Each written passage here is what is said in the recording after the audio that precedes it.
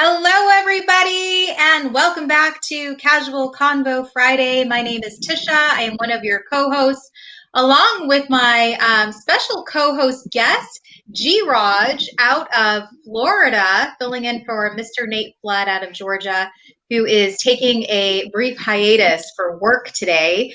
And then we have the special pleasure of introducing you to Steve Rix. He is the CEO, the Chief Experience Officer of Imagine That Limited out here in my neck of the woods in Arizona, where Steve's in his hoodie. It's a little chilly out there this morning. He's even sporting his company brand. Yes, and today we are talking about a topic that I want to really get into because I think that obviously all of us have been affected by this, but the opportunity to define the new normal in the workplace post-pandemic. So obviously we've been in this pandemic if you haven't heard the news, and how are we coming out of that, and what are some of the positives? Steve, we'd love to hear from you. And if you have any questions, some housekeeping announcements, you can always chat with us in the comment box. You can always give us the hello, tell us where you're from. And without further ado, I'm passing it off to my co-host over here, G-Raj, to kick it off for us. So Gary, you're up. Awesome. Thank you, Tisha. And thank you, Steve, for being a part of the show. This is really exciting. And, we're going to be talking about the pandemic a little bit. And I was just thinking, with the pandemic, there's lots of negative stuff going on. And so to start things off, I want to do something positive to begin the show and share some encouragement. And that encouragement is for Tisha's co-host, Nate Flood, who's an amazing guy. And really what's more important is that he's got amazing questions. And so I feel the pressure to come up with some amazing questions. And so I just wanted to say, Nate, thank you for teaching me how to do this. I've had to do some research. Like I'm doing it old school, Steve. I go to the library, I get books and stuff like that. No?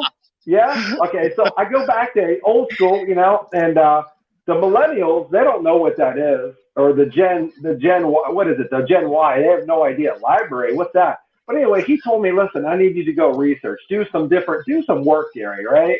And so I'm just not showing up asking the basic questions. Hey, Steve, where are you from? Are you from the great state of Hawaii? Are you cold? Are you hot? Do you have shorts on? What do you think about smiling and happy faces and all that? I've got some deep questions, but seriously, I want to say thanks, Nate, for letting me be part of this, and Tisha. And Steve, welcome. You know what? First of all, Steve, is there something, before I begin these questions, can you just give us a little taste of like who you are, what your business is about before we begin? Yeah, happy to, Gary. And thanks for lightening the load of the hot seat on a Friday casual conversation, because I was feeling a little heat and you just kind of made it easier. So that's good. So as was already mentioned, Hawaii's my home. I lived in Arizona for 2 decades. But for the better portion of 3 decades now, my business career has shown one constant, and that constant seems to be getting bigger all the time. And that constant is this, that people in the workplace are unhappy and they're not engaged. And those numbers keep going up. They don't go down. So Imagine That was formed 7 years ago with one goal. How do we bring imagination into the workplace so that people can, through play, relax in the intensity of work and actually become far more productive? And if you fast forward to where we're at today, next year we enter some amazing endeavors with Amazon Prime, with the United Nations, some really cool stuff coming. But what Imagine That's really all about is claiming imagination as the universal utility that all humans have, but most of us have forgotten how to use. And we think the way you bring it out in adults is teaching them how to play again, because most of us have gotten to taking life way too seriously. So that's kind of what we're all about. We've got an amazing team of people, 12 coaches from London to the Philippines, from Canada throughout the US, who all have their own private practices, but are part of what we call the IZ, or the impact zone. And we're really looking forward to this decade, to touching a lot of people and giving a lot of people some amazing tools. So that's kind of in a nutshell who we are, G-Raj. Yeah, awesome. That's awesome. And I started to take notes, by the way. So if you see me looking over here, Tisha, is that okay? I like to multitask, do questions, Yes. take notes. I want to, Take like note. we're going to school. We're going to school, Tisha, right? We are So, going back to school. yeah. So Steve, I want you to go back to the playground, not to school. Back to the playground. Back to the playground. I'm not talking about math class. I'm talking about the playground. I'm talking Recess. about gym. I'm talking about gym. I'm talking about recess. 45 minutes. I'm trying to push for more like 2 hours on the recess instead of like 45. I'm all about that. Absolutely. Absolutely. So Steve, with one big thing that's been happening, not just to the U.S., not just to here in Arizona and Michigan and Florida, it's this pandemic, this COVID, and it's affected everybody. Whether you have a loved one that's had it, possibly in death, or there's sickness and going to school and kids staying at school and jobs and small business, and the things that's affected can go on. But as far as this pandemic, what do you think? Do you think this has become a necessary tragedy? And if so, why? Well, it's a great way to frame the question, right? And I'm glad you frame it that way, because it's poignant. It makes people stop and think. I'd like to think that it could have been avoided, and yet here it is, right? And so that which was unavoidable. And it speaks to a whole bunch of things at a surface level. Sure. Could the CDC have been different? Sure. Could each individual nation's response to these types of things been different? You bet. Are there all sorts of political perspectives? No doubt. But the reality is, we're where we're at because the world has never been more disconnected, more like I'm over there and you're over here, more segregated. Here in the U.S., we have our own issues with racism. Those issues, they go to other places in the world as well. They need to end.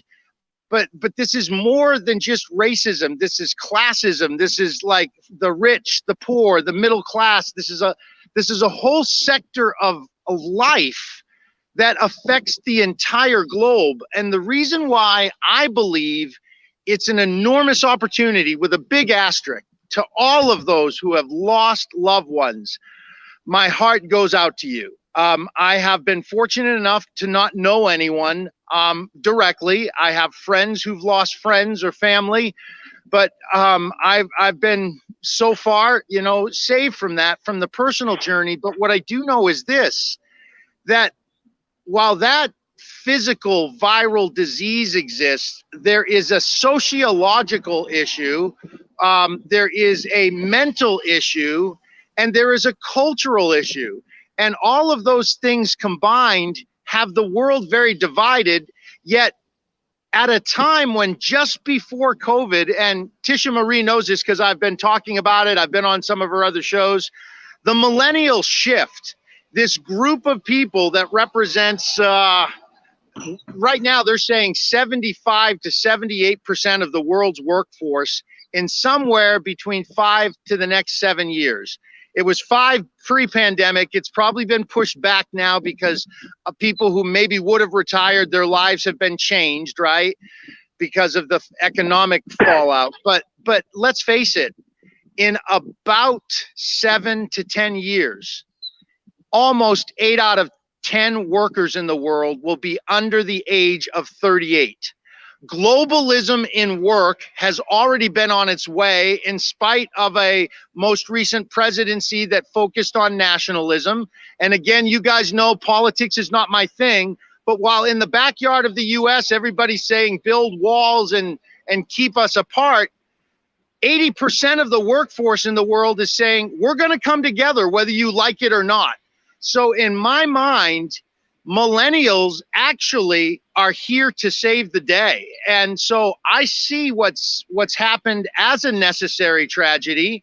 And now it becomes a platform upon which we can build, Gary. And I hope that people will stop resisting the inevitable, that very soon young people will rule the world, and it's about time. I'm looking forward to it. Yeah, thank you, Steve. I mean, that's a lot of information. And for me to process, man, I'm no Nate Flood, man. I need like a week for that. Tisha, what do you have You any can get thoughts? back to me offline. I'm just ready to see your notes. Like, I want to see your notes. You're like, There's some of them. Got more here. I've got all kinds of stuff. I have to agree though, Steve. I mean, I look at the millennials and I mean, I spoke to a guy. I'm just going to say this. Like, I canceled my home warranty plan. I was so upset because our water heater was not covered. And you're like, it is a basic component Right? Hello. in your house. And so last week we, woke up, no hot water. We got denied. The claim was denied and all of this. And us, like, we got on the phone and we're like, upset. Like, and I have to say, here I am. I'm talking to this kid on the phone and he's in the resolution center. Can you think of a more horrible job than to be in the resolution center at a warranty company? Yeah. Like, tough horrible job, especially when Tisha Marie hasn't had her hot shower yet or her hot coffee. Thank God for the microwave. I know. So I get on the phone with him and I am pretty irate just because I keep going through the motions and like nobody's getting back to me and we have this problem. And he is the calmest, gentlest soul. And I had to stop and commend him and say, oh my gosh, thank you for this. Because honestly, you could be yelling at me, we could be yelling at each other, and nothing would ever get resolved. And so thank you. And he's like, I've learned to humble myself. I've learned to be empathetic. I've learned to listen. I've learned to put your needs ahead of mine and figure out the solution. And I was like, amen.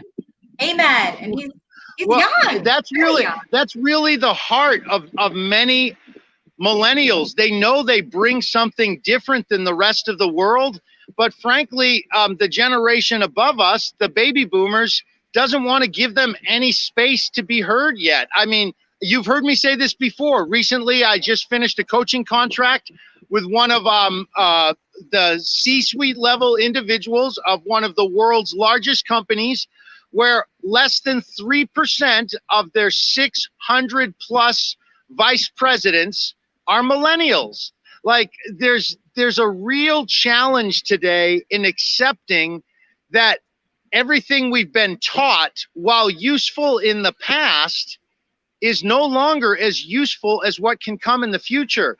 When people from India to Thailand to Zimbabwe to right here in the good old US of A want to globally connect and work together, why are we stopping it, right? Like, the pandemic has caused us, at least it's caused me and the people that I'm circling with, to give real thought to, we're all breathing the same air. After all, that's the means by which this nasty thing has been transmitted, right? We're all drinking the same water. I saw a meme the other day that still boggles me, and no, don't read into this that I'm a socialist, but when Jeff Bezos is worth $121 billion and there's 7 billion people on the planet, you do the math, right? Throw $1 billion to each of us, and you still got 114 billion. Now, I know that's too Pollyannish and that wouldn't work, but why in the hell on this earth is anybody homeless? Why is anyone without a roof over their head or food? One of the news networks said 50 million Americans alone are wondering where their Christmas meal is coming from, because we got a whole bunch of people who are so partisan in their politics and so bought by the greed. And guess what? Millennials don't want their grandparents' trillions of dollars. Pardon my French, but they can, stick it where the sun doesn't shine as far as the millennials are concerned.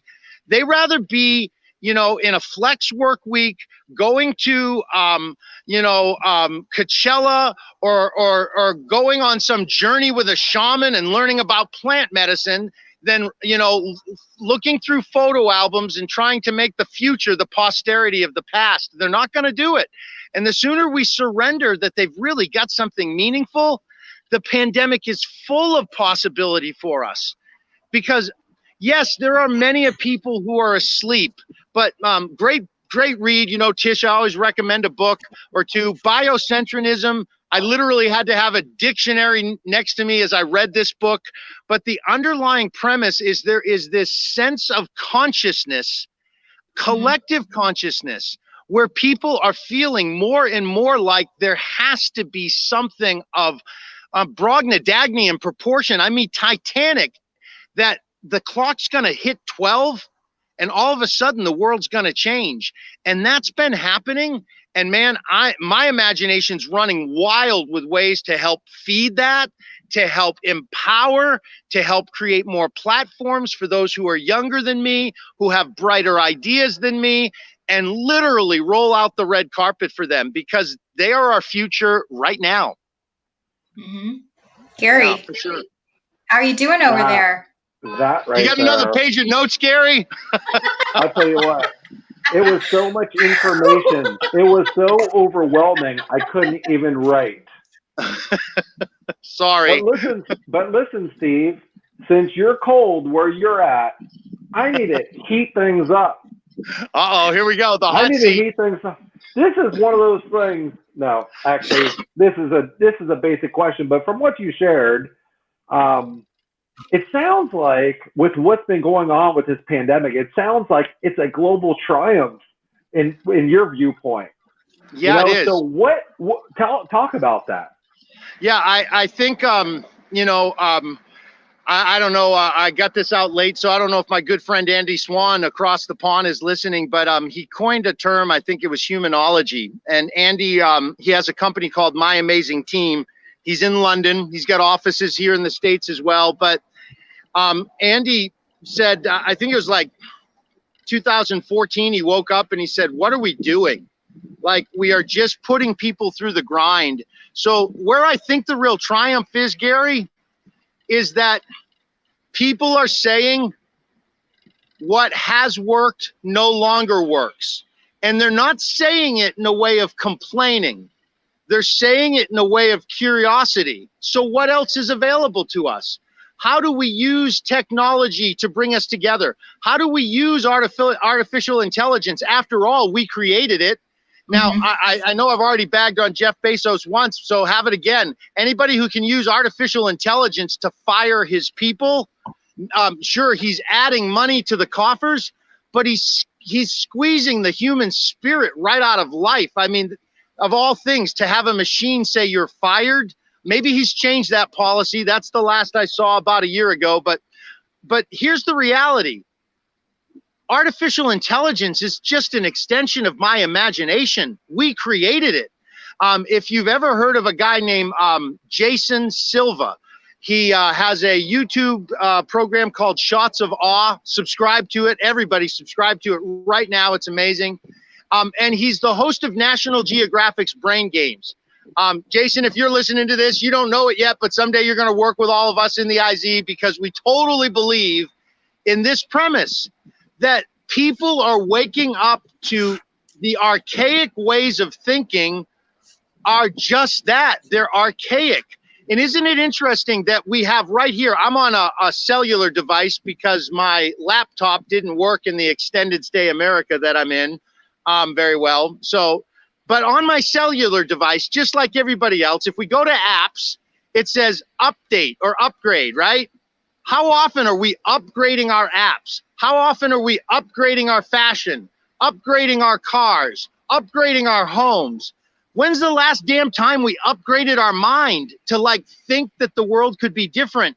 The human being is so linear, but the world is so freaking orbital, right? I mean, it's happening all around us. It's like, it's big time. So yeah, there is triumph. And Gary, I am convinced that all you got to do is look at things like Tisha, where we met, House of Genius. It's all around the world, right? People are using YouTube and social media. One of the gals who I work with, Coach Hori Gordon out of Atlanta, shout out to you, Coach. She's got 500,000 followers on TikTok. She started 15 months ago, had no idea what she was doing. And oh, guess what? She's not, and she's a very beautiful lady, but she's not flouting how pretty she is, and she's not doing something dramatic. She's giving dynamic relationship advice. She's giving dynamic self-care, breath work on social media. Who would have thought that people can really use these things? So yes, it's connecting us. And it's making us get loud and clear. While there's a bunch of people worrying about whether Biden or Trump is president, the rest of the world is aware, they're aware that there's a much bigger issue than some conspiracy ideas in America, much bigger issues. So I'll tell you what the big triumph is. America is no longer the main game. Like the world is saying, we're bigger than one country. And if we get this right, the world will come together in a way where we finally honor the fact we're all human beings. Doesn't matter where you came from, what's your culture, what's your skin color, what's your sexual predispositions, what's your social class, we're all the same. Hashtag imagine that. Sorry, you got me fired up, Gary. Ooh, it's getting hot. It's getting hot. He's got to take that sweatshirt off pretty soon, you know? Are you hot yet? You don't want to see that. You don't want to see that. Too much white skin. Haven't been in Hawaii with my tan. Keep it on, Steve. Keep it on. I'm gonna keep my stuff on too. Tisha, you know what? Can you break that down? Because I need it simplified. I need it like information for dummies, you know, the book. I mean, man, that's a lot of stuff, Steve. That's interesting. You know, I love that. You know, when tough things happen, like COVID, we're talking about, you know, there's going to always be good stuff that happens from something bad or negative. And I mean, this is like a simple concept, right? We've been humbled. You know, the world's been humbled. It's like, okay, what can we do next? You know, we can't go to work, or we have to do this. Like, okay, technology, Zoom calls, this or that. And let me interrupt you, because here's a practical example. I know I've given you a lot of high-level things, but here's a practical example. While people in Washington right now, with 7 days left before the Christmas holiday, are very unlikely to get people stimulus that they very much need, there are people on social media. There's a gal named Lexi. I think her last name's Layden. And Lexi started something called the Venmo Challenge. And if you've heard of it, it'll touch your heart. If you haven't, she's done 150 episodes, 150, where the least amount of money she's given away is $1,000 an episode. I don't know what the total number is, but I'm telling you, it's got to be close to north of $250,000 by people, where Lexi will go up to somebody, like if I'm just walking down the street and somebody has a sign that says, you know, we'll work for food. She says, well, let me do one better. And she gives them $1,000 and she shows it on TikTok. And then people all of a sudden give more money. I mean, like, if we take things into our own hands, all government's ever been anyway is a reaction to trying to control the people. Matt Damon said it best several years back. It's time for the world to wake up and to civilly disobey and to civilly challenge the things that no longer work. Notice I said civilly. I don't want to be misquoted. I'm not asking people to bear arms, but like, break up the fallow ground. Let's do something. Steve, you're funny. You're funny. Sorry, I have something that I want to share too. So my kids, my kids love YouTube. I mean, that's the generation. They don't want to watch TV. Yep. They want to get on YouTube. And similar to what you were saying about Lexi, there's one guy that they watch. You've probably seen him, Steve. He calls himself the Beast. Have you guys ever seen the Beast? Gary, have you seen the Beast? He goes into restaurants and he like leaves $1,000 tips for the servers, and he's always about giving money and like planting trees and just like such a good, decent human. And my kids are getting behind it. They're like, did you see the Beast just gave like millions of dollars to this complete stranger? And I'm like, That is cool. Like, honestly, if I was Jeff Bezos, like, I'd be like, here you go. Like, I want one of those big cannons where I'm shooting the money out to people. Right. What do I need that for? What do I need that for? So yeah, I like getting behind those social movements, or like what Lexi and the Beast are doing about, hey, I've got the money, I've got the means, I just want to see people happy. I want to be able Yeah. to do something different, impact some lives. Yep. And at the end of the day, I wasn't always this way, but for the last decade or so, it's occurred to me, when I'm gone, the only thing that's going to be missed is the impact I make. So I better get busy making an impact, because all the things I can assemble, and I've had it, I've been a millionaire a couple times, I've lost it, you know, and I'm working to climb back to, you know, heights I've never been to before. But I can assure you of this, it's not so I can keep it. It's not so I can collect cars and watches and clothes and things that rot anyway.